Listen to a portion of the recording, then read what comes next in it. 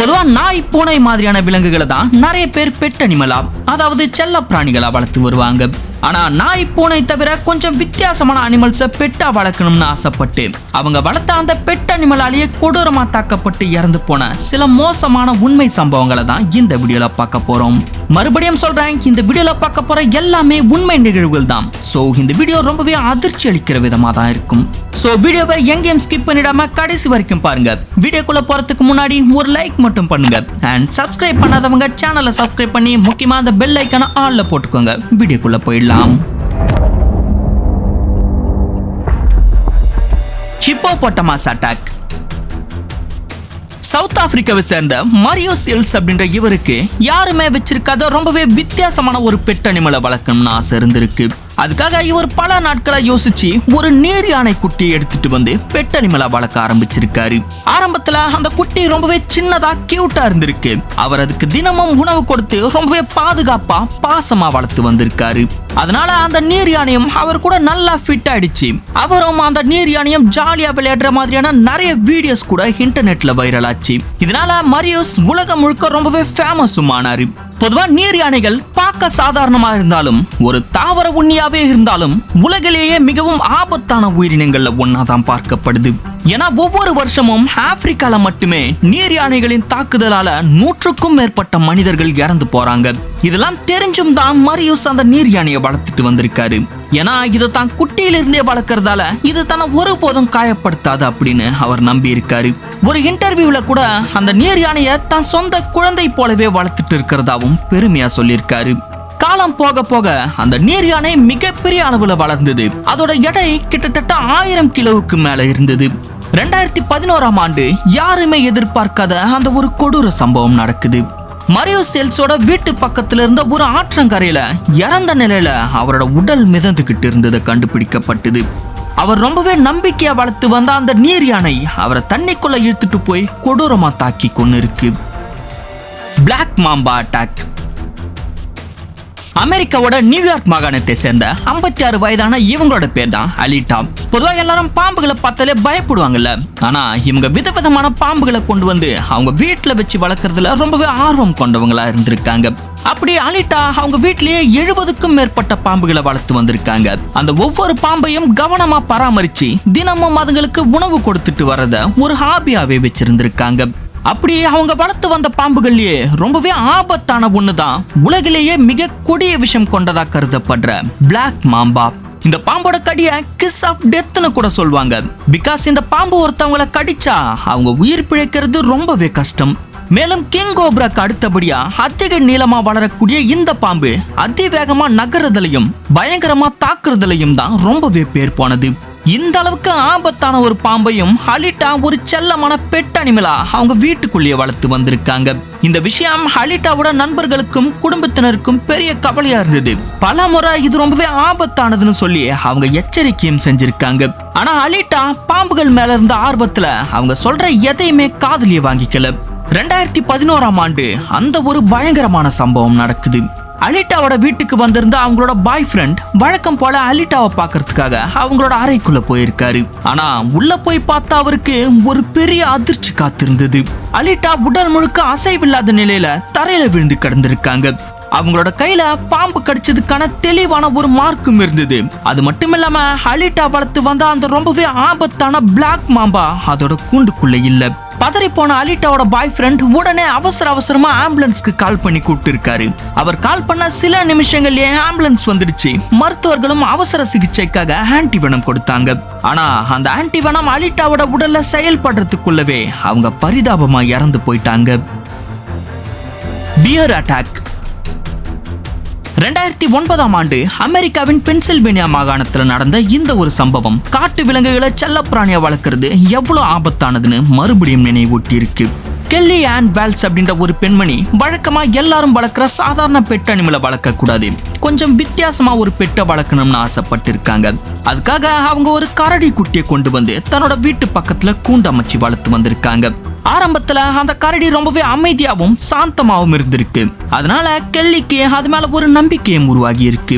தான் இதை சின்ன வயசுல இருந்தே வளர்க்கறதால இது வளர்ந்த பிறகும் தன்னை காயப்படுத்தாது அப்படின்னு அவங்க நம்பி இருக்காங்க. ஆனா அந்த நம்பிக்கை தான் பிற்காலத்துல அவங்களுக்கு மிகப்பெரிய ஆபத்தா மாறிடுச்சு. ஒரு நாள் வழக்கம் போல கெல்லி அந்த கரடியோட கூண்டை சுத்தம் பண்றதுக்காக கூண்டுக்குள்ள போயிருக்காங்க. அப்ப அவங்களோட குழந்தையும் அக்கம் பக்கத்தினரும் கூண்டுக்கு வெளியே இருந்து பார்த்துக்கிட்டும் இருந்திருக்காங்க. எல்லாமே சாதாரணமா தான் ஆரம்பிச்சுது. ஆனா சில நிமிடங்களுக்குள்ளேயே நிலமும் முற்றிலுமா மாறிடுச்சு. அந்த கரடி திடீர்னு ஆக்ரோஷமா மாறி கெல்லிய பயங்கரமா தாக்க ஆரம்பிச்சுது. வெளியில இருந்தவங்க பதறி போய் உடனே கெல்லிய காப்பாத்த போராடி இருக்காங்க. ஆனா அந்த கரடியோட தாக்குதல் ரொம்பவே பயங்கரமா இருந்தது. இறுதியில வேற வழியே இல்லாம அந்த கரடிய சுட்டு கொன்னுதான் தடுக்க முடிஞ்சிருக்கு. ஆனா அதுக்குள்ள எல்லாமே முடிஞ்சிடுச்சு. அந்த கரடியோட கொடூரமான தாக்குதல்ல கெல்லி ஏற்கனவே இறந்து போயிட்டாங்க. crocodile attack 2019ஆம் ஆண்டு இந்தோனேஷியால நடந்த ஒரு கொடூரமான சம்பவம் தான் இது. பிஸ்ஸி டுவா அப்படின்ற ஒரு பெண்மணி ஒரு பெரிய பேர்ல் ஃபார்ம்ல லெபார்டரி ஹெட்டா வேலை பார்த்துக்கிட்டு வந்தாங்க. அந்த ஃபார்ம்ல பலவிதமான விலங்குகள் பராமரிக்கப்பட்டு வந்தது. அதுல ரொம்பவே ஆபத்தான ஒரு பெரிய முதலையும் இல்லீகலா வளர்க்கப்பட்டு வந்தது. அந்த முதலைக்கு மேரி அப்படின்னு பேரும் வச்சிருந்திருக்காங்க. அது ஒரு சாதாரண முதலை இல்ல, சுமார் 10 அடி நீளமும் 700 கிலோ எடையும் கொண்ட ஒரு மிகப்பெரிய ஆக்ரோஷமான முதலை இனம். லேப்ல வேலை பார்த்துட்டு வந்த பிஸ்ஸி அடிக்கடி முதலையை பார்க்கறதுக்காகவும் அதுக்கு உணவு கொடுக்கறதுக்காகவும் போவாங்க. அதனால அந்த முதலையோடு அவங்களுக்கு நல்ல பழக்கம் ஏற்பட்டதா நிறைய பேர் சொல்றாங்க.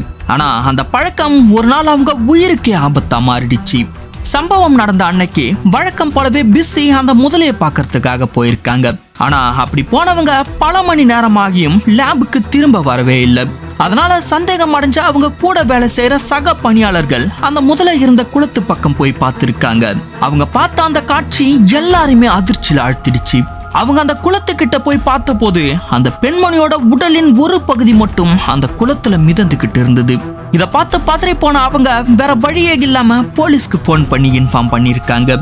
பிறகு சம்பவ இடத்துக்கு வந்த போலீஸ் சில விசாரணைகளை செஞ்சுட்டு அந்த பெண்ணோட பாதி உடலை பறிமுதல் பண்ணிருக்காங்க. பிறகு முதலையும் பறிமுதல் பண்ணி ஒரு ஜூல கொண்டு போய் விட்டுருக்காங்க. ஆனா அந்த பெண் கால் தவறி முதலை இருந்த குளத்துக்குள்ள விழுந்தாங்களா இல்ல அவங்க முதலைக்கு உணவு கொடுக்கும் போது அது அவங்களை கடிச்சு இழுத்து கொன்னுடுச்சா அப்படின்றது இதுவரைக்கும் யாருக்குமே தெரியல. cassowary attack ஒரு சாதாரண பறவை கூட அது நினைச்சா தன்னை வளர்க்குறவங்களோட உயிரியை எடுக்க முடியும்னு இந்த ஒரு இன்சிடென்ட் எல்லாருக்கும் தெரியப்படுத்துச்சு. ஆஸ்திரேலியாவோட வடக்கு பகுதியில் இருக்க அடர்ந்த மழைக்காடுகள்ல அதிக அளவுல வாழ்ந்து வரும் இந்த பறவை இனத்தோட பேர் தான் cassowary. பார்க்கறதுக்கு சாதாரண பறவை மாதிரி தெரிஞ்சாலும் இது உலகத்திலேயே மிக ஆபத்தான பறவை இனங்கள்ல ஒன்னா கருதப்படுது. தடிமனான இதோட கால்களாலும் கத்தி மாதிரி கூர்மையா இருக்க நகங்கள் மற்றும் அலகுகளாலும் தாக்கினா மனிதர்களோட உடல்ல மிகப்பெரிய காயங்களை ஏற்படுத்த முடியும். கொஞ்சம் ஆக்ரோஷமா தாக்க ஆரம்பிச்சிருந்தா இதுகிட்ட இருந்து உயிர் பிழைக்கிறதே கஷ்டமாயிடும். ஆஸ்திரேலியால வாழ்ந்து வந்த 75 வயதான மெர்வின் ஹஜாஸ் அப்படின்ற நபருக்கு அரிய வகை பறவைகளை வளர்க்கறதுல அதிக ஆர்வம் இருந்திருக்கு.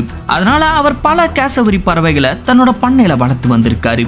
எப்பவும் போல ஒரு நாள் அவர் பறவைகளை பார்க்க அந்த பண்ணைக்கு போயிருக்காரு. பட் அந்த நாள் தான் அவரோட வாழ்க்கையிலேயே கடைசி நாளா மாறிடுச்சு. பண்ணைக்குள்ள நடந்து போயிட்டு இருக்கும்போது எதிர்பாராத விதமா அவர் கால் தடுமாறி கீழே விழுந்துடுறாரு. அந்த சமயத்துல பக்கத்துல இருந்த ஒரு cassowary பறவை திடீர்னு அவர் ஆக்ரோஷமா தாக்க ஆரம்பிச்சிட்டு இருக்கு. அதோட கூர்மையான நகங்களாலும் சக்தி வாய்ந்த அலகுகளாலும் அவரை தொடர்ந்து தாக்க ஆரம்பிச்சிருக்கு.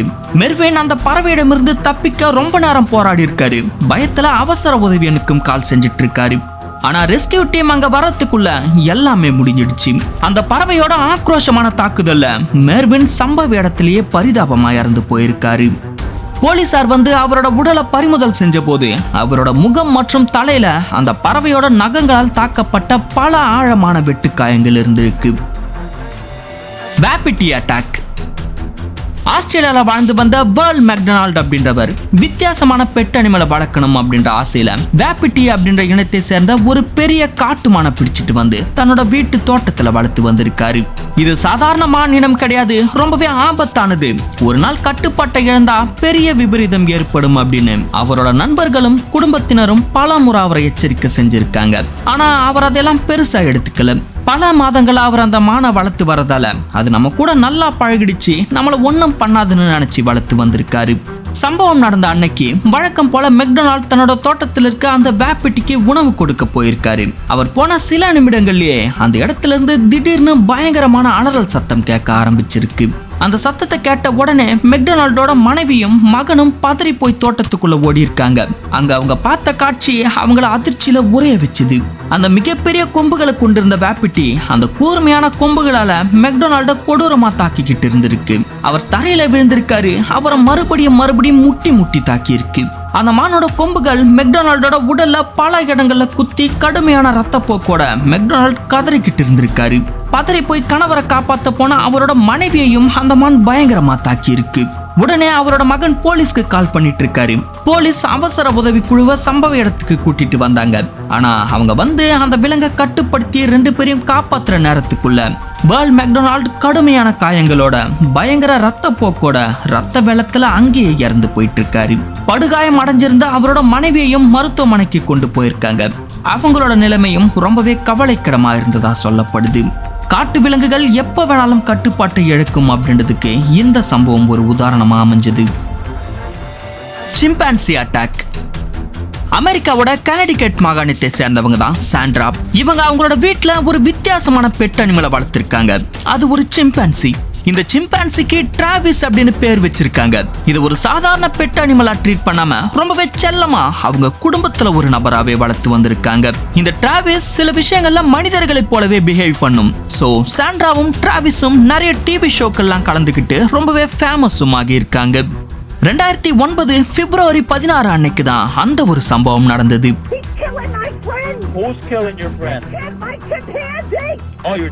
அன்னைக்கு டிராவிஸ் திடீர்னு சாண்ட்ராவோட கார் சாவியை எடுத்துக்கிட்டு தன்னை வெளியில கூட்டிட்டு போக சொல்லி அடம் பிடிக்க ஆரம்பிச்சிருக்கு.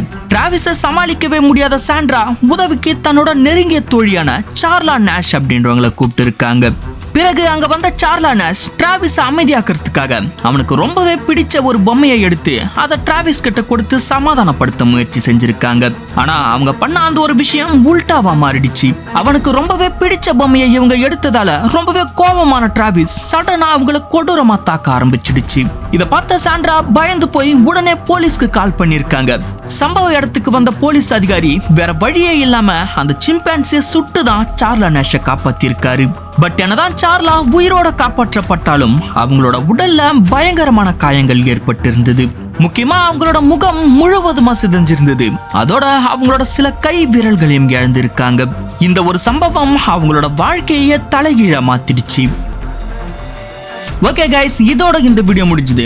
பட் இதே மாதிரி இன்னும் பல வினோதமான பெட் அனிமல்ஸ்லாம் வளர்த்து அதனால இறந்து போன பல உண்மை சம்பவங்களும் இருக்கு. அதையெல்லாம் பார்க்க வீடியோக்கு ஒரு லைக் பண்ணிட்டு பார்ட் 2 அப்படின்னு கமெண்ட் பண்ணுங்க. ஒரு 300 கமெண்ட்ஸ் வந்துச்சுன்னா அடுத்து அந்த வீடியோ அப்லோட் பண்றேன். ஸோ லைக் பண்ணுங்க, கமெண்ட் பண்ணுங்க, முக்கியமா சேனலை சப்ஸ்கிரைப் பண்ணி அந்த பெல் ஐக்கான ஆன்ல போட்டுக்கோங்க. அடுத்த வீடியோல பார்க்கலாம்.